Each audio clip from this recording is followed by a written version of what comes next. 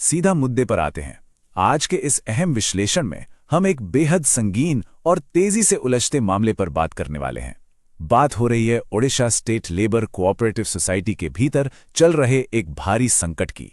ये अब सिर्फ एक संस्था का अंदरूनी विवाद नहीं रह गया है। दरअसल हजारों लोगों की भावनाएं और उनका भविष्य सब कुछ दांव पर लगा है यहाँ। आखिर इस पूरे बवाल की जड़ क्या है? आइए इसे गहराई से समझते हैं। तो इस पूरी कहानी की शुरुआत एक बहुत ही तीखे सवाल से होती है। सोसाइटी के सेक्रेटरी श्यामलाल प्रधान को बेल यानी जमानत आखिर मिल क्यों नहीं रही है? क्या इसके पीछे वाकई कोई बड़ी राजनीतिक साजिश है? अब गौर करने वाली बात यह है कि ये सवाल किसी बाहरी इंसान ने नहीं उठाए हैं। ये सवाल खुद सोसाइटी के एडिशनल सेक्रेटरी स्वरूप राउत ने पूछे हैं, और उनके इसी बयान ने एक सीधे साधे कानूनी मामले को एक बहुत ही संवेदनशील विवाद में बदल दिया है।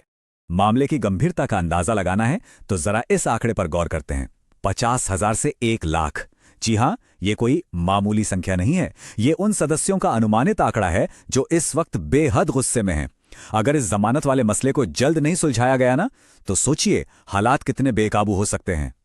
और इसी को लेकर एडिशनल सेक्रेटरी स्वरूप राउत ने एक बहुत बड़ी, कह सकते हैं, खुली चेतावनी दे डाली है।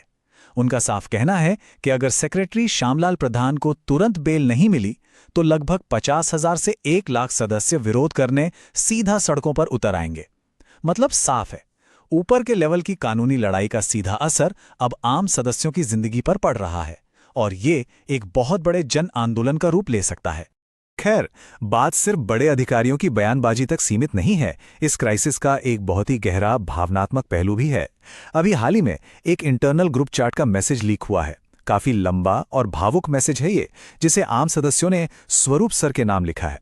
और ये लीक हुआ मैसेज आम लोगों की गहरी निराशा और उनके टूटते हुए भरोसे की एक बहुत ही साफ तस्वीर पेश करता है।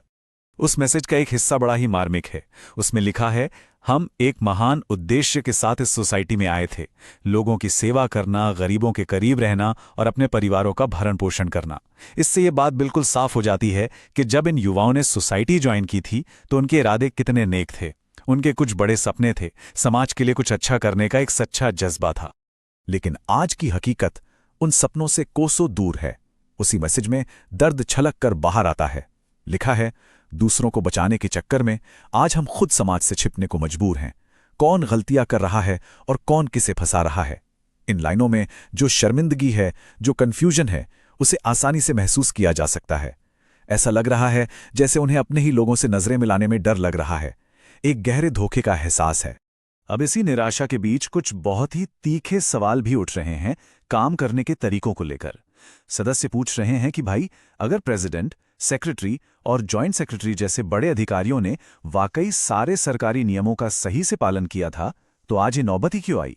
उनके मन में ये बात घर कर गई है कि झूठ की बुनियाद पर सच को हमेशा के लिए नहीं दबाया जा सकता। नियमों का पालन बनाम झूठ का पर्दा, ये बहस अब काफी तूल पकड़ चुकी है। और धीरे धीरे ये शक अब एक खौलते हुए गुस्से में तब्दील हो गया है। मैसेज में साफ चेतावनी दी गई है कि गरीबों के आशीर्वाद के बजाय अब उनके श्राप के लिए तैयार रहें। जिन लोगों ने मासूम भावनाओं के साथ खेला है वे बर्बाद हो जाएंगे। ये बहुत ही कड़े शब्द हैं। इससे पता चलता है कि आम सदस्य अब खुद को पूरी तरह से ठगा हुआ महसूस कर रहे हैं, और उनका गुस्सा सीधे उन लोगों पर निकल रहा है जिन्होंने कथित तौर पर उनकी उम्मीदों का फायदा उठाया। सोचने वाली बात यह है कि इस पूरे ड्रामे का सबसे बुरा असर आखिर पड़ा किस पर है?